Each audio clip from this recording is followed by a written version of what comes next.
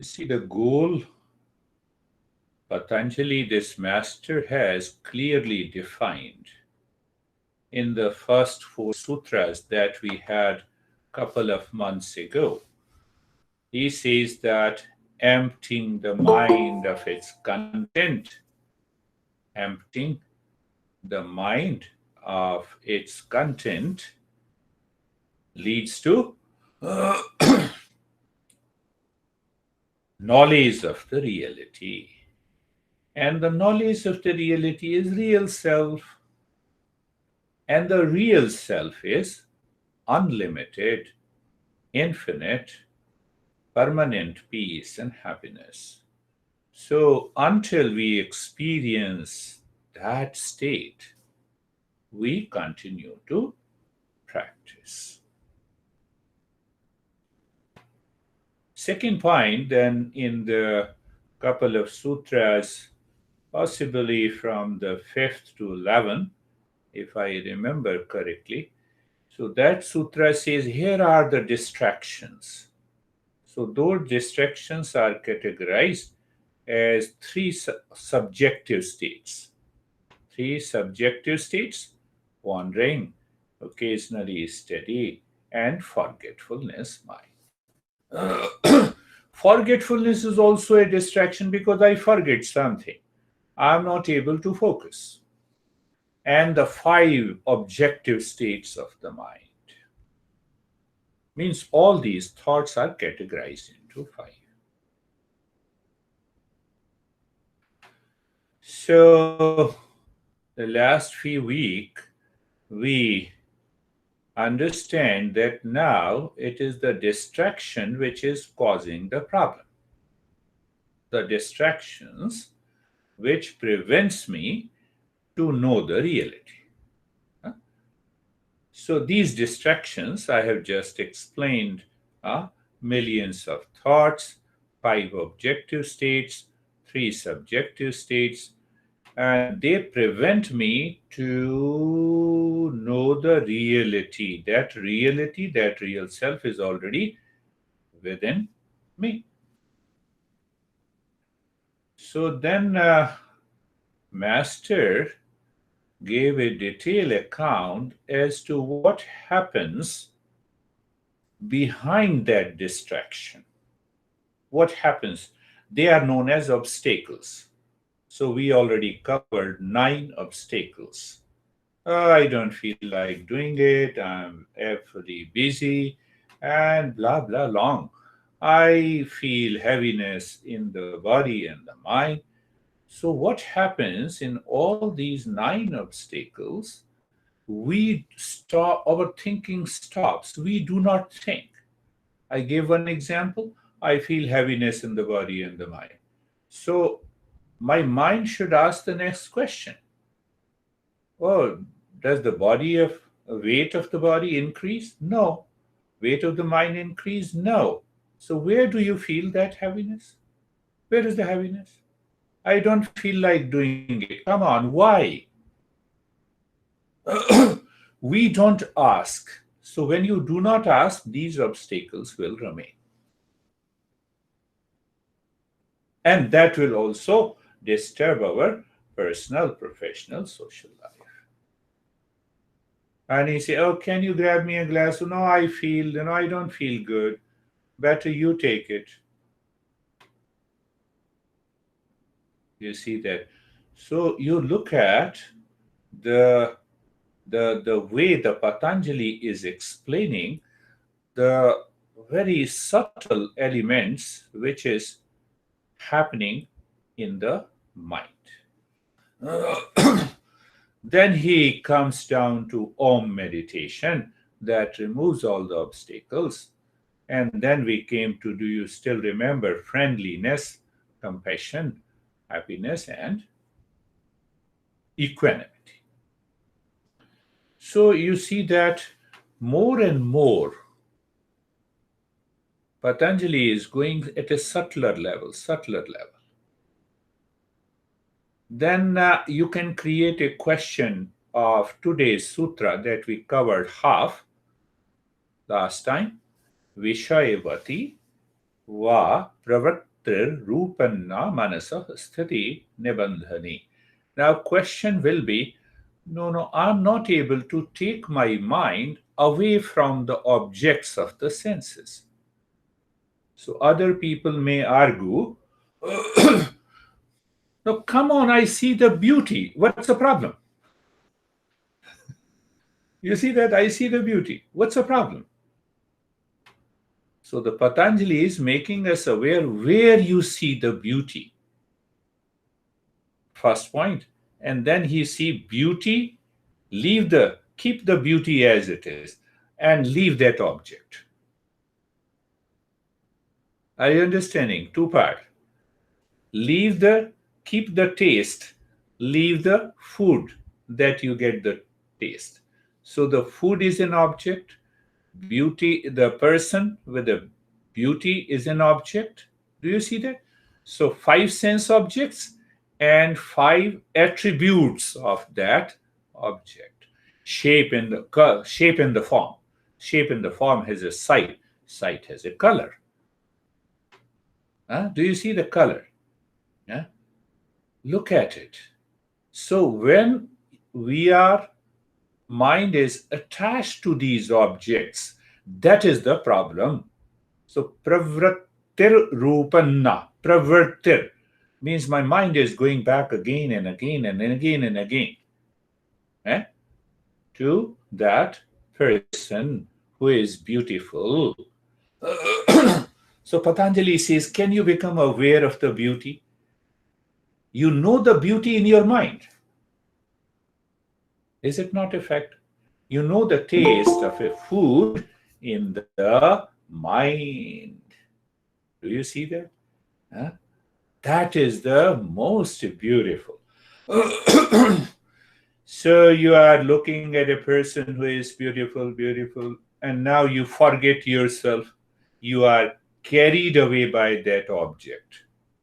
So now that beauty converts into sensuality.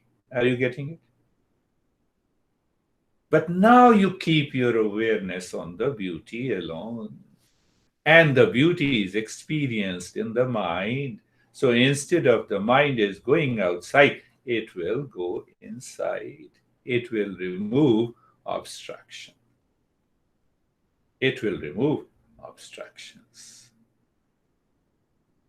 This is the objective of this sutra. So primary goal is to remove the distraction.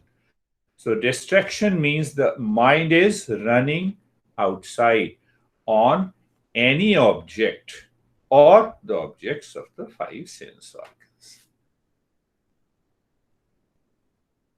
You're going outside, you look at a beautiful person, mind becomes aware. Oh, beauty is experienced in my mind. So sensuality is dropped, attachment is dropped. Do you see that? See how beautiful the understanding of the nature of the mind. But from that very attachment, you withdraw the mind, and that fills your mind with happiness, cheerfulness that we have already discussed before. The mind lives now in the cheerfulness. Why? Now the mind does not desire to possess and own that object. You see that? Why the mind is running? Why there is a distraction? Why? Now see, Sam was just talking that, what color I see the orange color or yellow color or right color. Do you want to own it? I want to own an object that contains the red color. So that very attachment is not there. So instead of pravrti means outward going mind, nivrati means inward moving mind. Can we start living into that state all the time? in a waking state. So what happens? The mind remains cheerful all the time. Now it is not obsessed, attached.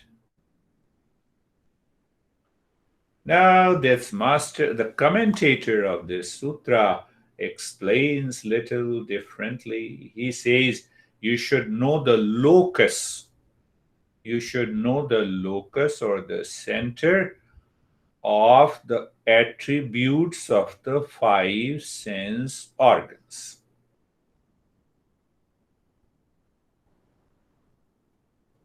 So attributes of the five sense organ means that at the tip of the nose, I can experience the fragrance or the smell of anything that you imagine or you recall from memory.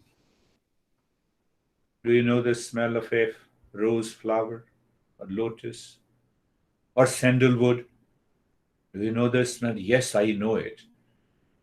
Tell me, how do you know it? I have experienced in the past, but how do you know it? So I recalled from my memory. So what happens when the focus is at the tip of the nose at the time of answering? What will happen after some time? You will actually experience that smell without sandalwood, without rose flower. So now this mind need not to run after the objects to experience. So attachment is not there, and the mind lives into the state of the cheerfulness. I believe you are getting it. That very subtle, but not very difficult. So when the tip of the tongue, taste. Upper palate, spatial color and form. Any color in the form that we see during meditation or otherwise, the locus is on the palate. The middle of the tongue, spatial touch and sensation. And the root of the tongue is the sound. Root of the tongue. Oh, I see Om. I see, I feel that sound going on. So the locus is at the root of the tongue. Again, remember, goal is to purify the mind to remain in the state of cheerfulness to succeed in meditation. Not to demonstrate this as, oh, I got the power. Yes, I should talk. So when you regularly practice, what will happen that if food is lying on the dining table and you see to it, your mind will feel the taste of that food even without touching it. But we should not pay too much attention. We should not start demonstrating this. Otherwise, the mind will be distracted. Warns the master. See how beautiful the sutra is. So now what you should be doing the moment the mind says, what a wonderful sight, become aware. Bring your mind to the palate, color in the form in the sight, taste. What a beautiful taste. Don't bring your mind outside. Continue eating the food, but bring your mind at the tip of the nose. 5 sense organs, 5 locus. Is it possible? We normally forget this. We normally forget. Oh, you are very handsome. You are very beautiful. Your shirt is very good. You see that? So the mind now is absorbed into an object. So when it is absorbed into the object, distraction is a natural result. Attachment is a natural result. Mind is outside. I cannot succeed. So from that comes another aspect. That do we need to go to woods or the Himalayas to practice meditation? No. We can do the practice of meditation during the entire waking state. And I can tell you, even if you see your honey with that eye, the relationship will be deeper. But if you look at your honey with an eye of sensuality all the time, you know what happens. You see, everything, the life, the perception of the world changes completely. Now, those objects in the world are not the objects of utility. We have been talking about utilitarian, utilitarian, the word that we have been using it. That will go away from the mind, and the mind will remain so cheerful, calm, happy, and peaceful.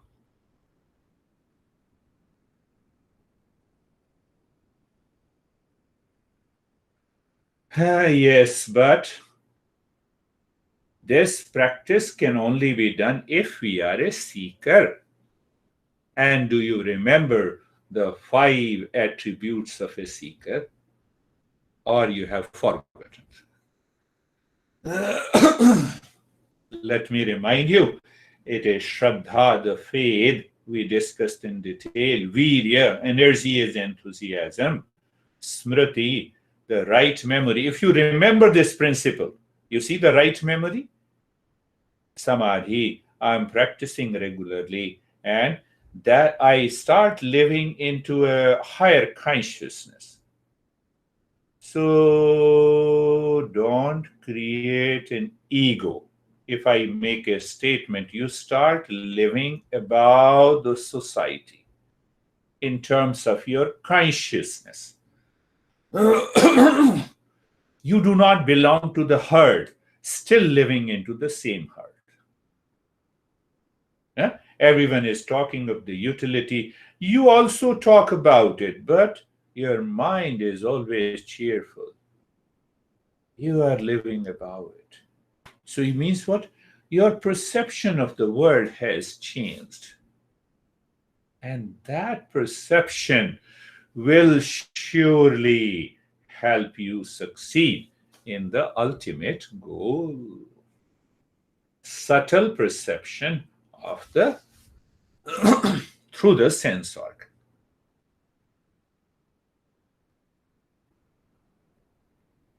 You see me, mind may see me through different thoughts and impressions in your mind. Your way of seeing depends on your mind. I remember almost maybe in 88 or 89, 1988, or I used to spend a lot of time, months, in together with my master. So my master used to send me to the different other masters who are living nearby. So I recall the two masters have a different perception, but a message is clear.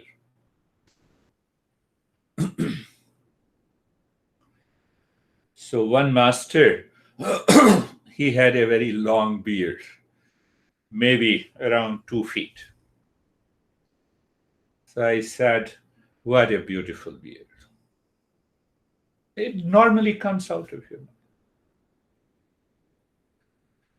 So he looked into my eyes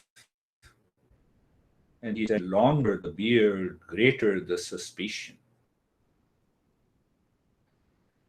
Longer the beard, greater the suspicion.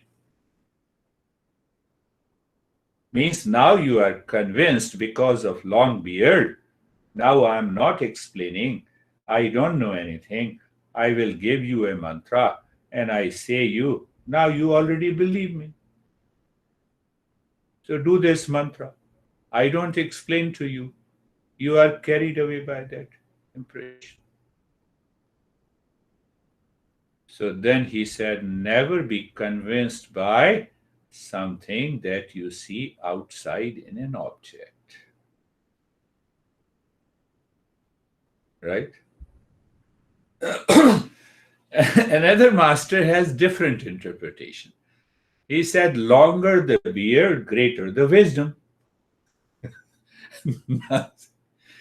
So I have to become aware. I have to be aware of this.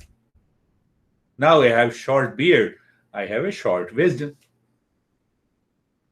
So you have to find someone else who has a longer beard. You see that? The perception has to be guided by knowledge. If that is not guided by the knowledge, then I create a problem to myself. This he has a long beard, and let us, I heard that he has been living there for many years, so hence he can guide me. He is living in the people are living in the Himalayas for nothing. There are many people out there. They found that they cannot do anything in the material world, so they started begging there in those Himalayas. So normally in remote places, when you have a couple of monastery, in those monastery, the food is served totally free of cost, 3 times. Now I am dull and lazy. So let me wear a orange cloth, let me grow my beard so I can have food for 3 times. And you go there and you see he is a great master. He has been living in the Himalayas for 20 years. So that is another pointer master is saying. Your goal should be fixed. You should remember the goal when you approach to any teacher. Otherwise, what happens? You exploit the teacher and teacher exploits you. Do you understand that? What a long beard you have. You have grown these beard in the Himalayas, yes, as if these beard are not grown in the society. Our focus should be on the knowledge part. On the knowledge, our focus should be on the goal. So now come to the color and the form and the that is our. So the tongue should touch the upper palate. That is one reason. You see, even in Kundalini meditation, now we have a clarity of understanding rather than Kundalini, where is guided by some people. Some people explain. I have seen on the Google, but that is against the understanding of our teachers. So normally when we explain the sattvic color, there are 3 gunas. The sattvic colors are white, gold, violet, blue. So they represent balance, peace, happiness. Then there are Rajasic colors. They are stimulating colors: yellow, red, orange, purple. Rajasic colors enhance stimulation and activity in the mind. And then comes the Tamasic color. They are dark, dull, and muddy colors. Maybe brown, dark brownish, black, gray. But it does now see that why I don't want to explain further in detail, because now I always see the dark color, it means I am a tamasic person. No. The first level of the darkness is a projection of mind. It may be an absence of all the thoughts. So we should not focus on too much on these visions and colors. They come, share your experiences, understand it. Goal is removing all the distractions, live into the state of cheerfulness so that we can succeed in meditation. We will go to another beautiful session, that how that can be done easily. Huh? This this this step can be easily applied to bring an end to all the anxiety, duality, conflict, and depression. So let us start our practice of meditation now.